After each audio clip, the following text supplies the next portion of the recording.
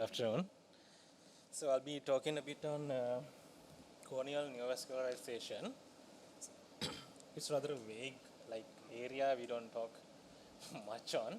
So I'll be talking about pathogenesis and the causative factors and clinical features, complications and management. Then corneal neovascularization is a pathologic condition. Cornea is essentially an avascular tissue. So whenever you find new vessels, that is pathological. So it's characterized by formation and extension of new vascular capillaries within and into the previously avascular corneal regions. So it is basically it is not a diagnosis per se, it's rather a complication of various corneal injuries. So it's a non-specific final common response to various injurious stimuli. So it's essentially an angiogenesis. It's like the new blood vessels erupting out from pre-existing vessels. So in all our tissues, we always have a balance between these anti-angiogenic and pro-angiogenic factors. So the injurious agents that harm the cornea disrupts this balance in favor of pro-angiogenic factors. Mainly these VEGF and fibroblast growth factors are the main culprits in this scenario. So this is some brief pathology. Whenever we have acute inflammation, you get the vasodilatation and increased vascular permeability. In turn, it leads to basement membrane degradation by metal proteinases. Then the new blood sprouts from pre-existing vessels, and then they finally acquire morphological vasculature. So when considering about etiology, the inflammation is the most important causative agent. So whenever there's an inflammation, injurious agent causing inflammation, it can ultimately end up in neovascularization. And without inflammation, you can have contact lens hypoxia leading to neovascularization as well. And then some conditions such as contact lenses and congenital causes, which leads to stem cell deficiency also, can have a neovascularization of the cornea without inflammation. So the clinical features, the blood vessels are of various stages of maturity, and I'll be talking a bit more on those.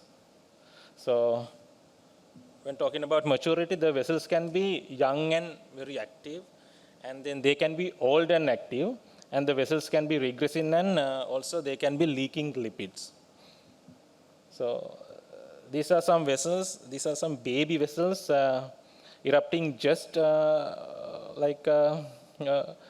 recently into this area of previous foreign body induced inflammation.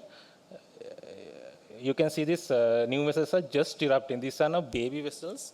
These are very active and young. So this is again a same clinical, same vascular setup where I have somewhat mature than the previous slide. So these are actually active old vessels.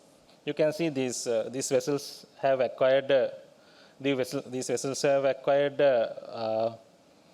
remarkable vascular structure, and they have in between bridging capillary beds as well, and some of them are leaking lipids also. So these are old and active vessels. This is again an old vessel leaking liquids. So, and they also follow tissue planes. The tissue planes are mostly they can be iatrogenic, such as suture tracts, graft-host interfaces in penetrating keratoplasties, and pre-existing corneal lamellar planes, like that. This is an example of corneal vasculature following suture tracts. And just as they enter the graft-host junction, they find a new tissue plane and they go along that margin as well. So these new vessels always follow a potential space. And this is again a suture plane giving rise to new vessels along the suture plane. And this is an example of DELC interface neovascularization. You can see new vessels spreading along the DELC interface. This is again a anterior leucoma giving rise to all sorts of new vessels. And these are some older traumatic injury giving rise to various stages of, like, this has new vessels, old vessels, and superficial, deep, everything like a big tuff of vessels are there. So you can have that kind of a picture as well.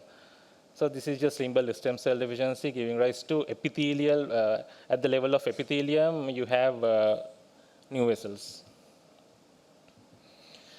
Yeah, the complications of the neovascularization, mainly the corneal function, like the function of the cornea is to provide clarity, and the loss of clarity is the main complication. So it can be due to the scarring and blood vessel stem cell, the pannus formations, and they induce astigmatism. Then if there's a secondary repeat keratopathy, it can cause loss of clarity as well.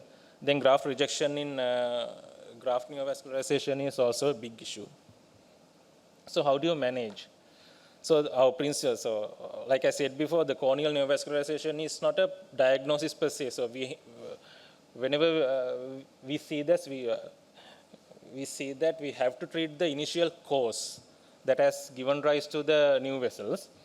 So we have to treat the HSV, we have to remove the sutures, and we have to control the inflammation, etc. So one thing about the HSV is the main infective cause of that is said to have angiogenesis as a complication. It's the main cause of infective cause of corneal neovascularization. So, and we have to obviously treat the vessels as well. So how do we treat the vessels? So like I said before, the inflammation is the main culprit. So we have to deal with inflammation because it induces inflammation causes new vessels, and new vessels in turn causes inflammation. So it's a vicious cycle there. So we have to stop that. So the steroids are the mainstay of treatment. And like we all know, this acute inflammation is mediated by mainly by interleukins and tumor necrotic factors. So steroids help to inhibit these interleukins, and they inhibit vascular dilatation as well. And there's a novel development in this steroids where they have combined heparin and cyclodextrins to particularly target this corneal neovascularization. So it could be topical, prednisolone, dexamethasone, fluorometholone, and loteprednol, and we can use subconjunctivally as well. So our next main medical management option would be to give anti-VEGF. So anti-VEGF, it is more desirable over steroids due to more targeted action and less side effect profile. But since vascular endothelial growth factors play a major role in the initial stages, so you have to have an active, young, proliferating vasculature in order for this anti-VEGF to act. So that's a point to remember. And then it could also be given subconjunctivally, intrastromally, and of course topical. We don't use that in Sri Lanka. So these are the vessels that respond to anti-VEGF therapy. These are like very young vessels. We can give anti-VEGF to. So subconjunctival bevacizumab dosage is like we give the double dose as the intravitreal one. So it's 2.5 milligrams, and it should be repeated.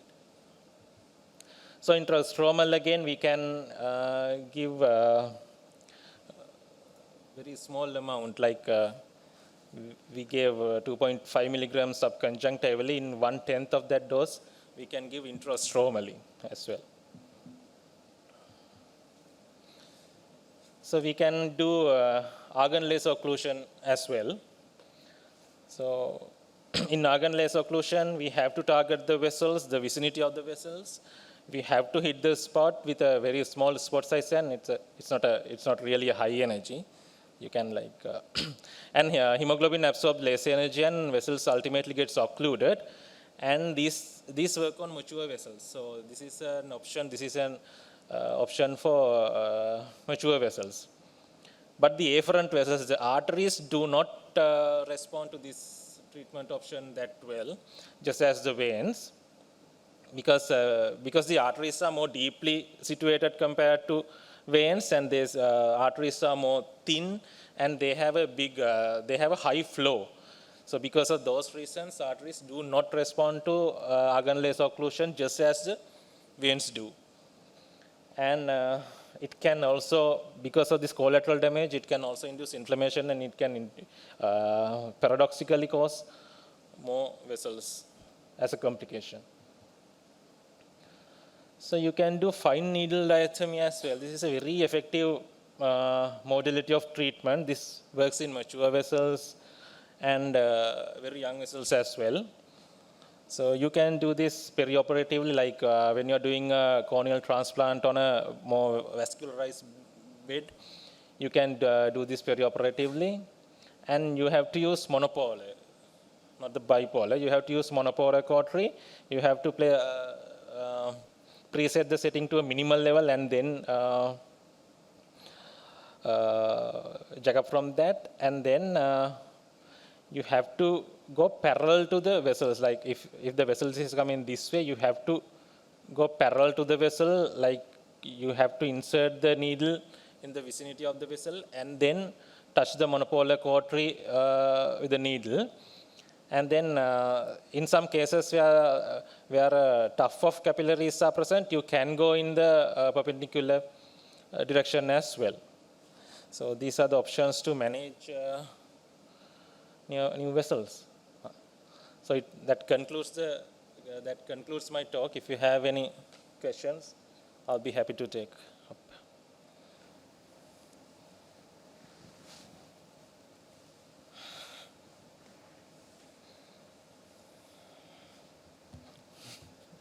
Thank you very much.